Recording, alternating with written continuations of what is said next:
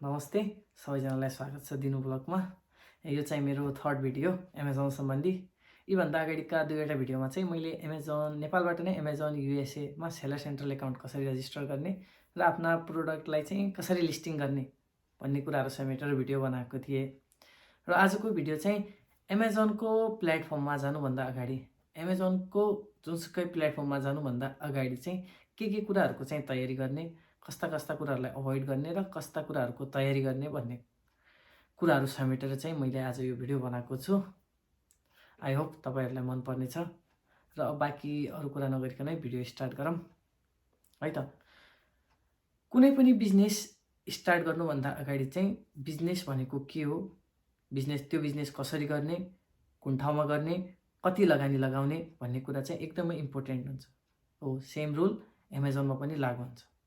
त्यही भएर एमाजोनको जुनसुकै प्लेटफर्ममा सेल गर्नुभन्दा अगाडि चाहिँ एमाजोन भनेको के हो, एमाजोनका टर्म एन्ड कन्डिसन, एमाजोनको पोलिसी र एमाजोनको सर्भिसहरूको बारेमा चाहिँ बुझ्नुस्। एमाजोन सम्बन्धी अध्ययन गर्नुस्।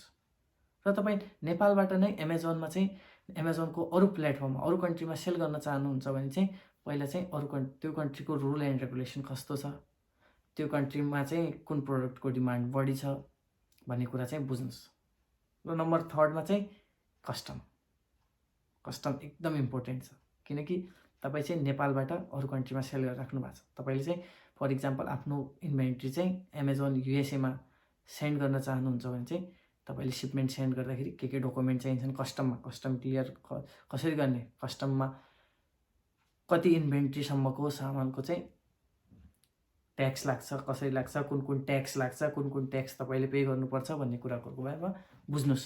कुनै नेपालमा चाहिँ कस्ता शिपिङ कम्पनीहरू छन्, शिपिङ कम्पनीका सर्भिसहरू बुझ्नुस्, त्यो सम्बन्धी अध्ययन गर्नुस्। र नेपालबाट चाहे तपाई युएसए मा सेल गर्नुस् या चाहे तपाई इन्डियामा सेल गर्नुस् या तपाई जापानमा सेल गर्नुस्, तपाईलाई चाहिँ आईओआर सर्भिस चाहिँ चाहिन्छ, इम्पोर्ट अफ द रिकर्ड। यो सर्भिस चाहिँ चाहिन्छ। यो सर्भिस नभइकन चाहिँ तपाईले प्रोडक्टहरुलाई चाहिँ अरु कन्ट्रीमा चाहिँ इम्पोर्ट एक्सपोर्ट गराउन सक्नुहुन्न है त। त्यही भएर चाहिँ यो सम्बन्धी अध्ययन गर्नुस्। मार्केटमा छिर्नु भन्दा पहिला चाहिँ त्यो मार्केटसम्म चाहिँ मैले आफ्नो प्रोडक्टलाई चाहिँ कसरी पुर्याउने भन्ने कुरा फिक्स गर्नुस्, त्यो सम्बन्धी अध्ययन गर्नुस्, एमाजोन सम्बन्धी अध्ययन गर्नुस् है त। अब अध्ययनको लागि तपाईँ धेरै माध्यमहरू छन्। तपाईँ गुगलबाट गर्न सक्नुहुन्छ, युट्युबबाट गर्न सक्नुहुन्छ। अहिले त धेरै एआई का एपहरू पनि छन्, च्याट जीपीटी छ हैन, यस्ता एपहरूलाई युज गर्नुस् है त। अब हल्का फुल्का एमाजोन सम्बन्धी तपाईलाई नलेज भइसकेपछि चाहिँ पहिला चाहिँ प्रोडक्ट फिक्स गर्नुस्।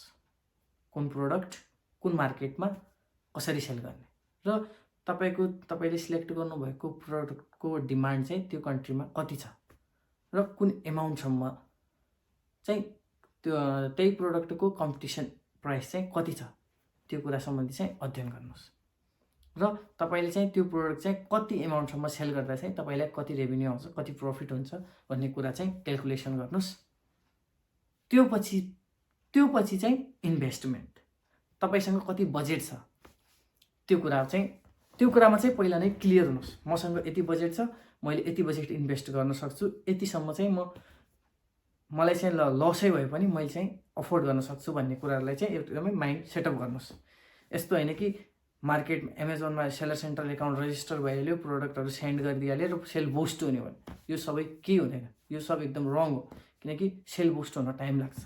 तपाईको प्रोडक्ट कस्टमरले चिन्जेलसम्म टाइम लाग्छ। हो, त्यतिसम्मको लागि चाहिँ तपाईसँग बजेट हुनुपर्छ। किनकि क्याम्पेनहरु चलाउनु पर्छ, कीवर्ड क्याम्पेन भइहाल्यो, तपाईको स्पोन्सर एडभर्टाइजमेन्टमा त पैसा चाहियो हैन। त्यही भएर पहिला चाहिँ आफ्नो बजेट फिक्स गर्नुस्। मसँग यति बजेट छ, यति बजेटको म इन्भेन्ट्री किन्छु, यति चाहिँ मेरो शिपिङ कस्ट लाग्छ, यति चाहिँ मेरो एफबीए को फी लाग्छ, यति चाहिँ मेरो एडभर्टाइजमेन्टमा खर्च हुन्छ भन्ने कुरामा चाहिँ पहिला नै एउटा माइन्ड सेटअप बनाएर आफ्नो एकाउन्ट सेटअप गरिहाल्नुस् हैन। ल तपाईको बजेट पनि ओके भइसकेपछि चाहिँ फेरि तपाई सेलर सेन्ट्रल एकाउन्टमा जानुस् हैन। सेलर सेन्ट्रल एकाउन्ट रजिस्टर गर्नुस्। रजिस्टर गर्नुभन्दा अगाडि चाहिँ क्रमबद्ध रूपमा चाहिँ तपाईको प्रोडक्ट सम्बन्धी के डकुमेन्टहरु चाहिन्छन्, पर्चेज इन्भोइस चाहिन्छ कि यानी तपाईको अरु सर्टिफिकेट अफ ओरिजिन चाहिन्छ कि त्यस्ता डकुमेन्टहरु छन् कि छैन, यस्ता सबै डकुमेन्टहरुको तयारी गर्नुस्। डकुमेन्टहरू कलेक्ट भइसकेपछि सेलर सेन्टरमा जानुहोस्, सेलर सेन्ट्रल एकाउन्ट रजिस्टर गर्नुहोस् र सेलर सेन्ट्रल एकाउन्ट रजिस्टर भइसकेपछि भेरिफाई भइसकेपछि आयो लिस्टिङको कुरा। लिस्टिङ चाहिँ एकदमै इम्पोर्टेन्ट है त, किनकि लिस्टिङ गर्नु भनेको चाहिँ तपाईँले चाहिँ कस्टमरलाई आफ्नो प्रोडक्ट सो गराउनु हो नि त। यो मेरो प्रोडक्ट हो, मेरो प्रोडक्टको फाइदा यो छ, बेफाइदा यो छ, मेरो प्रोडक्टको बुलेट पोइन्ट यो छ, मेरो प्रोडक्टले तपाईँले युज गरेपछि यस्तो छ उस्तो छ भन्ने कुरा चाहिँ सबै लिस्टिङबाट सो हुने गर्छ। त्यही भएर प्रोडक्ट लिस्टिङ गर्नुभन्दा अगाडि चाहिँ आफ्नो प्रोडक्टको बारेमा एनालाइसिस गर्नुहोस्। मेरो प्रोडक्ट के हो, कस्तो छ, यसको बुलेट पोइन्टहरू के छ, यसको मेरिट यो छ, यसको डिमेरिट यो छ, यस्तो कुराहरूलाई चाहिँ बुझ्नुहोस् र मजाले आफ्नो प्रोडक्टलाई एकदमै एक्सप्लेन गरेर लिस्टिङ गर्नुहोस्। अर्को नम्बरमा आयो इमेजेस।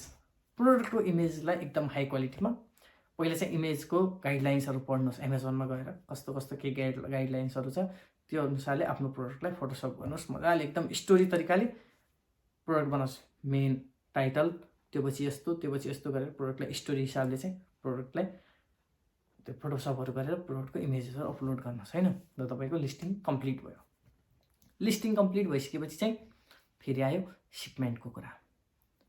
कुन प्रोडक्ट कति क्वान्टिटीमा कसरी सेन्ड गर्ने, सिपमेन्ट सम्बन्धी बुझ्नुहोस्। सिपमेन्ट कसरी गर्ने, how to create a shipment भनेर युट्युबमा जानुहोस्, धेरै भिडियो छन्। नभए चाहिँ यो पछिको अर्को भिडियोमा चाहिँ म पनि सिपमेन्ट कसरी क्रिएट गर्ने, सिपमेन्ट कसरी सेन्ड गर्ने, प्रोडक्टलाई लेबलिङ कसरी गर्ने हैन, ब्यागमा कसरी हाल्ने, कसरी बाहिरबाट पिओ लेबलहरू लगाउने भन्ने कुराहरू समेटेर चाहिँ म पनि एउटा भिडियो बनाइदिउँला यो पछिको अर्को भिडियोमा।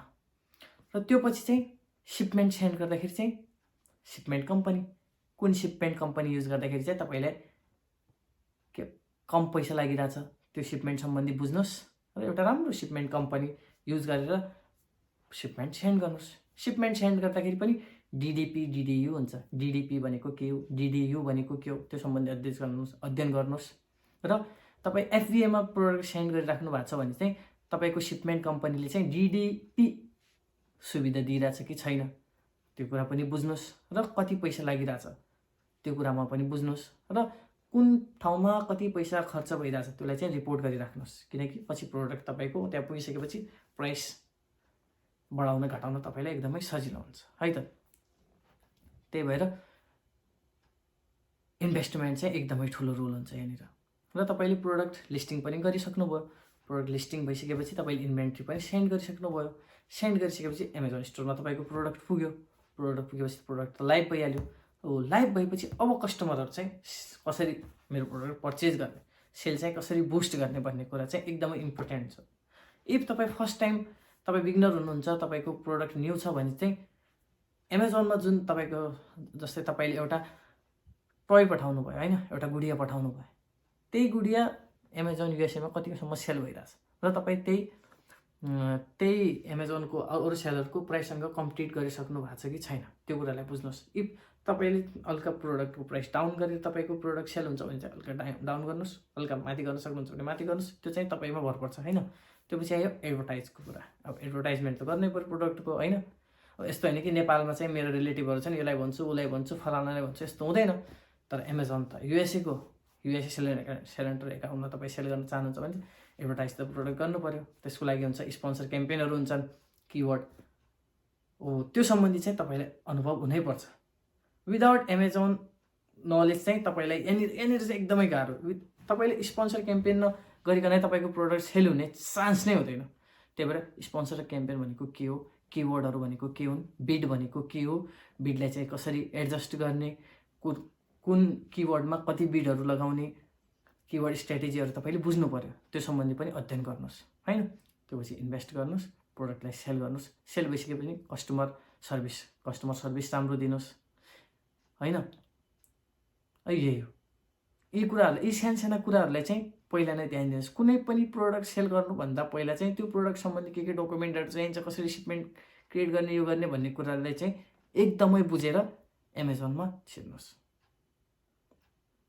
यही हो। बाँकी रह्यो अहिले तपाईँ युट्युबमा टिकटकमा धेरै भिडियोहरू देखिराख्नु भएको छ। एमाजोनमा चाहिँ सेल गर्न एकदमै सजिलो छ। यो तपाईँको अलिबाबाबाट सिपिङ प्रोडक्टहरू परचेज गरेर एफबिएमा सेन्ड गरेर सेल गर्ने, एकदमै रेभिन्यू कमाउने भन्ने कुरा। यो कुरालाई चाहिँ म नाइ चाहिँ भन्दैन, गलत चाहिँ होइन, गरिन्छ, धेरै सेलरहरू गरिरहेछन्। तर तपाईँ त एज अ बिगिनर हुनुहुन्छ, तपाईँलाई त्यति नलेज पनि छैन भने चाहिँ एउटा सस्तो प्रोडक्ट, नेपाली प्रोडक्टलाई प्रोत्साहन दिनुहोस् न।